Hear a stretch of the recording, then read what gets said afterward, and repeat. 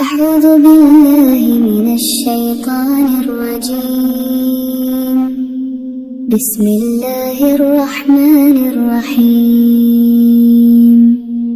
الحمد لله الذي أنزل على عبده الكتاب ولم يجعل له عوجا قيما لينذر بأسا شديدا من لدنه ويبشر المؤمنين الذين يعملون الصالحات أن لهم أجرا حسنا ماكثين فيه أبدا وينذر الذين قالوا اتخذ الله ولدا ما لهم به من علم ولا لآبائهم كبرت كلمة تخرج من أفواههم إن يقولون إلا كذبا فلعلك باخع نفسك على آثارهم إن لم يؤمنوا بهذا الحديث أسفا إنا جعلنا ما على الأرض زينة لها لنبلوهم أيهم أحسن عملا وإنا لجاعلون ما عليها صعيدا جرزا أم حسبت أن أصحاب الكهف والرقيم كانوا من آياتنا عجبا إذ أوى الفتية إلى الكهف فقالوا ربنا آتنا من لدنك رحمة وهيئ لنا من أمرنا رشدا فضربنا على آذانهم في الكهف سنين عددا ثم بعثناهم لنعلم أي الحزبين أحصى لما لبثوا أمدا نحن نقص عليك نبأهم بالحق إنهم فتية آمنوا بربهم وزدناهم هدى وربطنا على قلوبهم إذ قاموا فقالوا ربنا رب السماوات والأرض لن ندعو من دونه إلها لقد قلنا إذا شططا هؤلاء قومنا اتخذوا من دونه آلهة لولا يأتون عليهم بسلطان بين فمن أظلم ممن افترى على الله كذبا وإذ اعتزلتموهم وما يعبدون إلا الله فأووا إلى الكهف ينشر لكم ربكم من رحمته ويهيئ لكم من أمركم مرفقا وترى الشمس إذا طلعت تزاور عن كهفهم ذات اليمين وإذا غربت تقرضهم ذات الشمال وهم في فجوة منه ذلك من آيات الله من يهد الله فهو المهتد ومن يضلل فلن تجد له وليا مرشدا وتحسبهم أيقاظا وهم رقود ونقلبهم ذات اليمين وذات الشمال وكلبهم باسط ذراعيه بالوصيد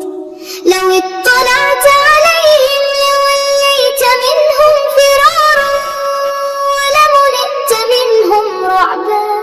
وكذلك بعثناهم ليتساءلوا بينهم قال قائل منهم كم لبثتم قالوا لبثنا يوما أو بعض يوم قالوا ربكم أعلم بما لبثتم فابعثوا أحدكم بورقكم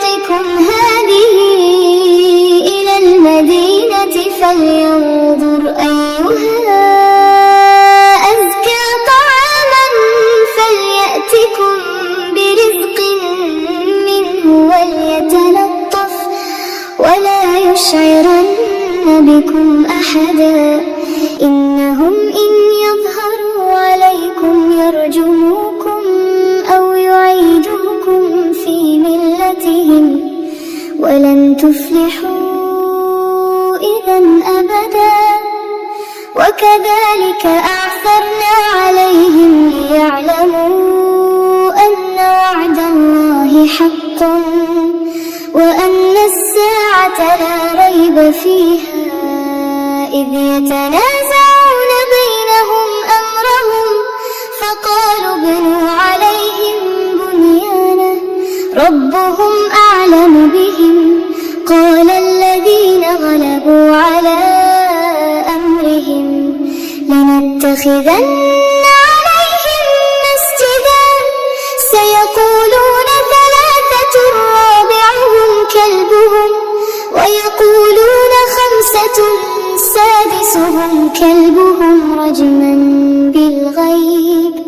ويقولون سبعة وثامنهم كلبهم قل ربي أعلم بعدتهم ما يعلمهم إلا قليل فلا تمار فيهم إلا مراء ظاهرا ولا تستفت فيهم منهم أحدا ولا تقولن لشيء إني فاعل ذلك غدا إلا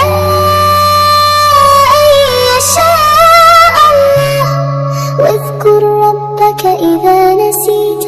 وقل عسى أن يهديني ربي لأقرب من هذا رشدا ولبثوا في كهفهم 300 سنين وازدادوا 9 قل الله أعلم بما لبثوا له غيب السماوات والأرض أبصر به وأسمع ما لهم من دونه من ولي ولا يشرك في حكمه أحدا واتل ما أوحي إليك من كتاب ربك لا مبدل لكلماته ولن تجد من دونه ملتحدا واصبر نفسك مع الذين يدعون ربهم بالغداة والعشي يريدون وجهه ولا تعد عيناك عنهم تريد زينة الحياة الدنيا ولا تطع من أغفلنا قلبه عن ذكرنا واتبع هواه وكان أمره فرطا وقل الحق من ربكم فمن شاء فليؤمن ومن شاء فليكفر إنا أعتدنا للظالمين نارا أحاط بهم سرادقها وإن يستغيثوا يغاثوا بماء كالمهل يشوي الوجوه بئس الشراب وساءت مرتفقا إن الذين آمنوا وعملوا الصالحات إنا لا نضيع أجر من أحسن عملا أولئك لهم جنات عدن تجري من تحتهم الأنهار يحلون فيها من أساور من ذهب ويلبسون ثيابا خضرا من سندس وإستبرق متكئين فيها على الأرائك نعم الثواب وحسنت مرتفقا واضرب لهم مثلا رجلين جعلنا لأحدهما جنتين من أعناب وحففناهما بنخل وجعلنا بينهما زرعا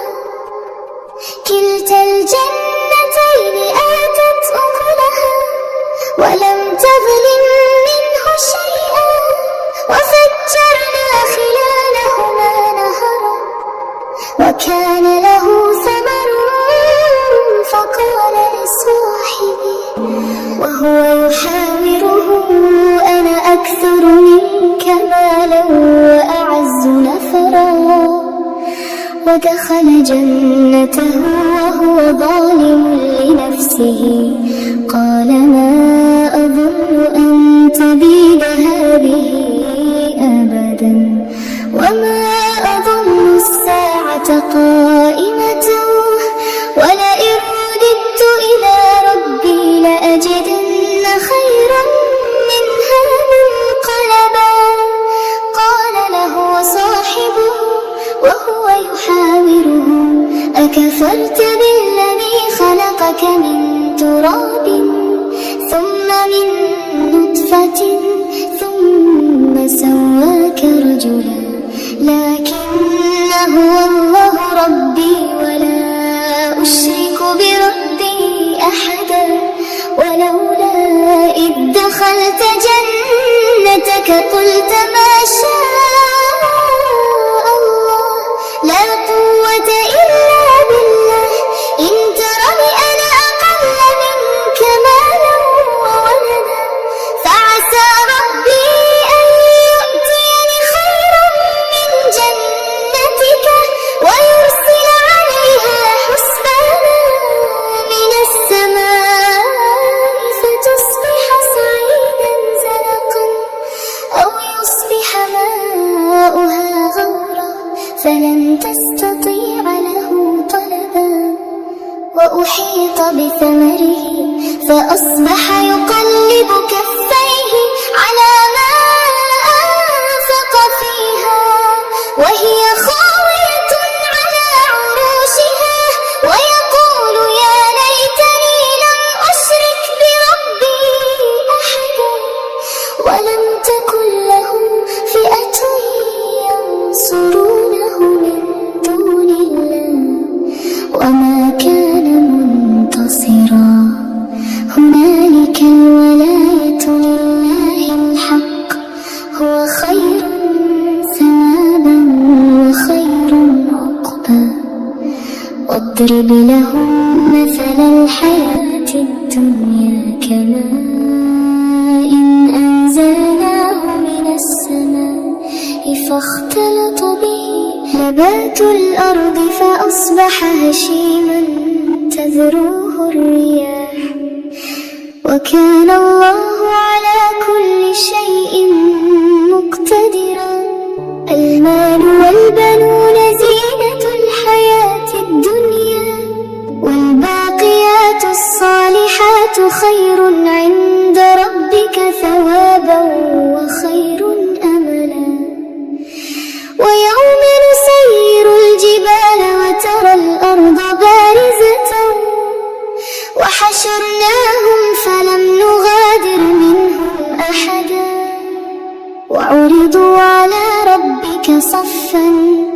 لقد جئتمونا كما خلقناكم أول مرة بل زعمتم أن لن نجعل لكم موعدا ووضع الكتاب فترى المجرمين مشفقين مما فيه ويقولون يا ويلتنا ما لهذا الكتاب لا يغادر صغيرة ولا كبيرة إلا أحصاها ووجدوا ما عملوا حاضرا ولا يظلم ربك أحدا وإذ قلنا للملائكة اسجدوا لآدم فسجدوا إلا إبليس كان من الجن ففسق عن أمر ربه أفتتخذونه وذريته أولياء من دوني وهم لكم عدو بئس للظالمين بدلا ما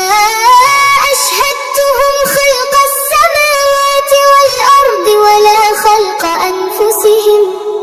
وما يتخذ المضلين عضدا ويوم يقول نادوا شركائي الذين زعمتم فدعوهم فلم يستجيبوا لهم وجعلنا بينهم موبقا ورأى المجرمون النار فظنوا أنهم مواقعوها ولم يجدوا عنها مصرفا ولقد صرفنا في هذا القرآن للناس من كل مثل وكان الإنسان أكثر شيء جدلا وما منع الناس أن يؤمنوا إذ جاءهم الهدى ويستغفروا ربهم إلا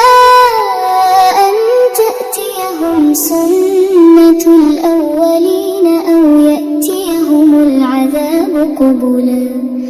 وما نرسل المرسلين إلا مبشرين ومنذرين ويجادل الذين كفروا بالباطل ليدحضوا به الحق واتخذوا آياتي وما أنذروا هزوا ومن أظلم ممن ذكر بآيات ربه فأعرض عنها ونسي ما قدمت يداه إنا جعلنا على قلوبهم أكنة أن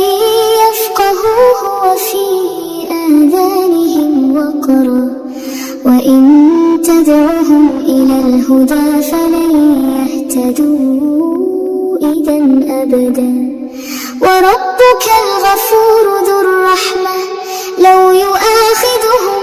بما كسبوا لعجل لهم العذاب بل لهم موعد لن يجدوا من دونه موئلا وتلك القرى أهلكناهم لما ظلموا وجعلنا لمهلكهم موعدا وإذ قال موسى لفتاه لا أبرح حتى أبلغ مجمع البحرين أو أمضي حقبا فلما بلغا مجمع بينهما نسيا حوتهما فاتخذ سبيله في البحر سربا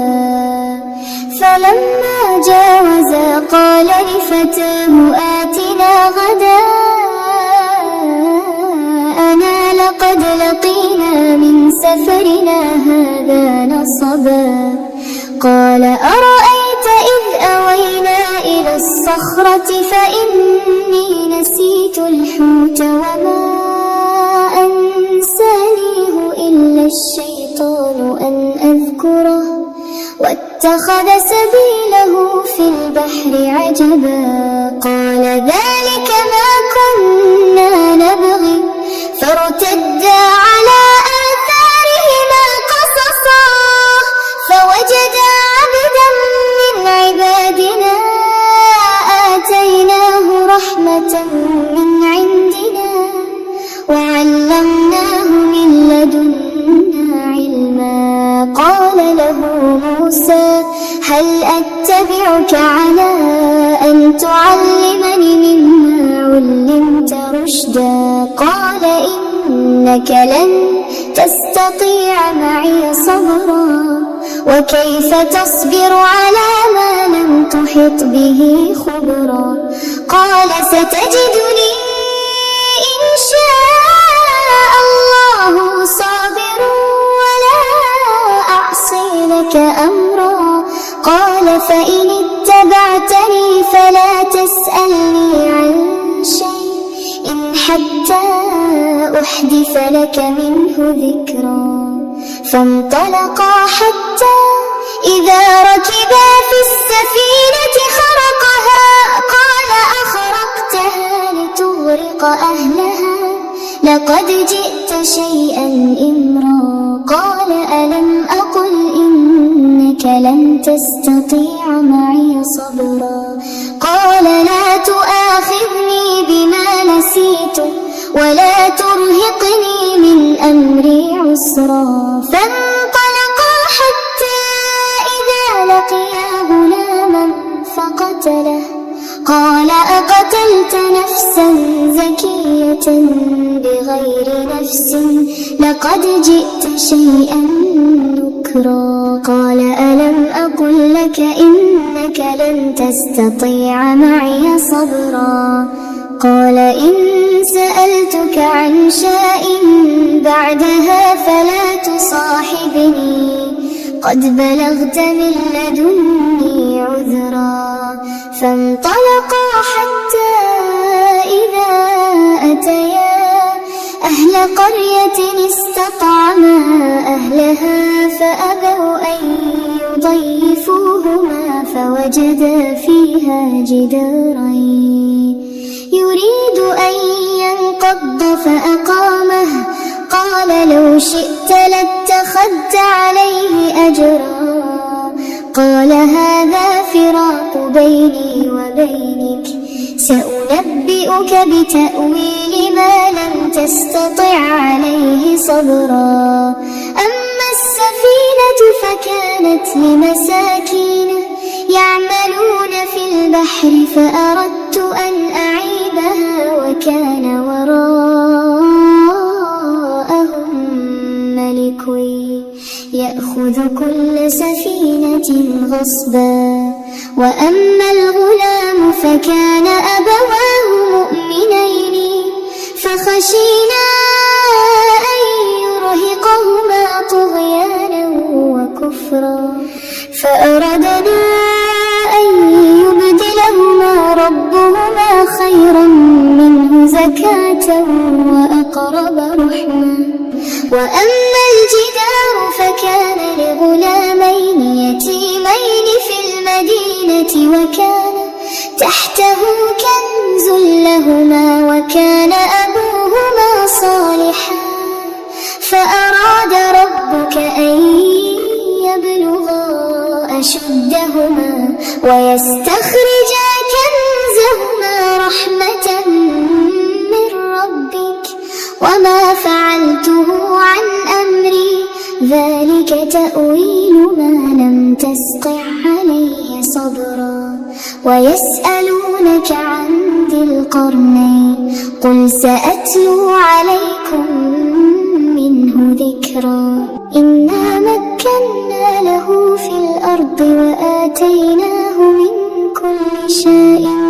سببا فأتبع سببا حتى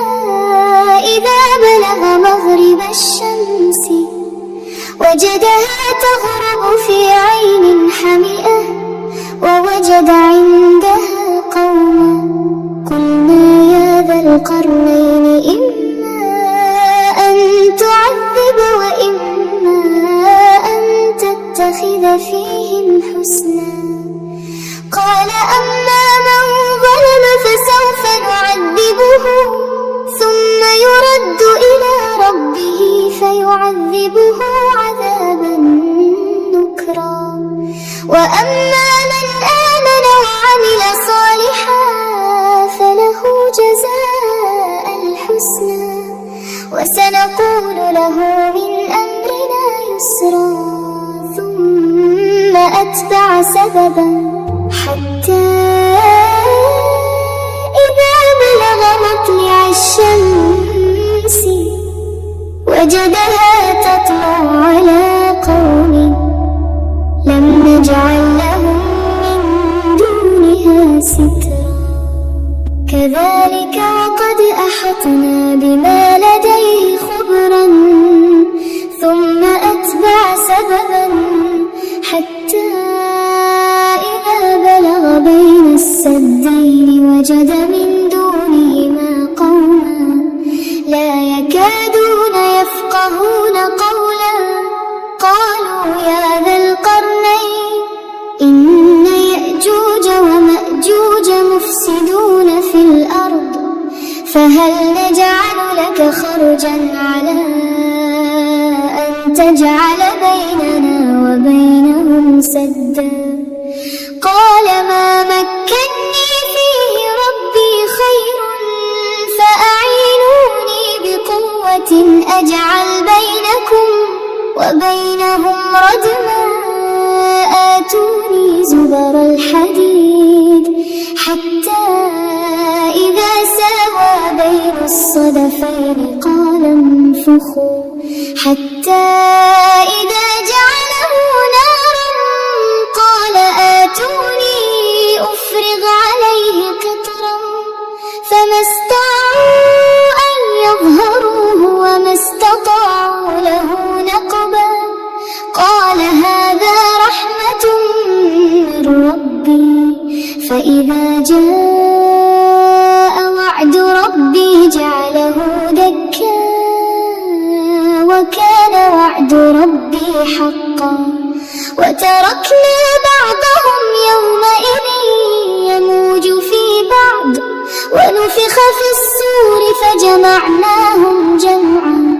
وعرضنا جهنم يومئذ للكافرين عرضا الذين كانت أعينهم في غطاء عن ذكري وكانوا لا يستطيعون سمعا أفحسب الذين كفروا أن يتخذوا عبادي من دوني أولياء إنا أعتدنا جهنم للكافرين نزلا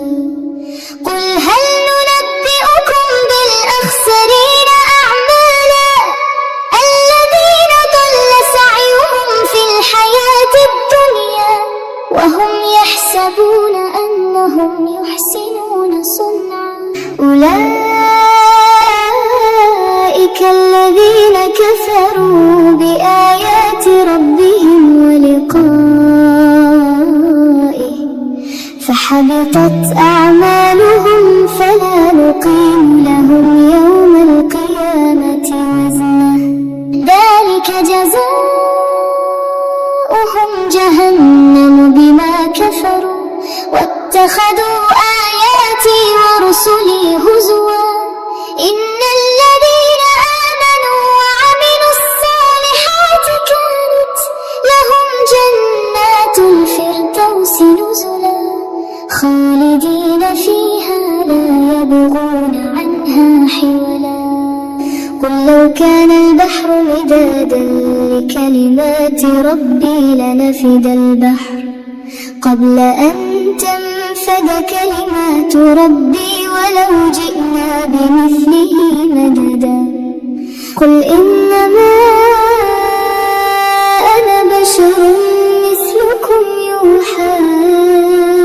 إلي أنما إلهكم إله واحد فمن كان يرجو لقاء ربه فليعمل عملا صالحا ولا يشرك به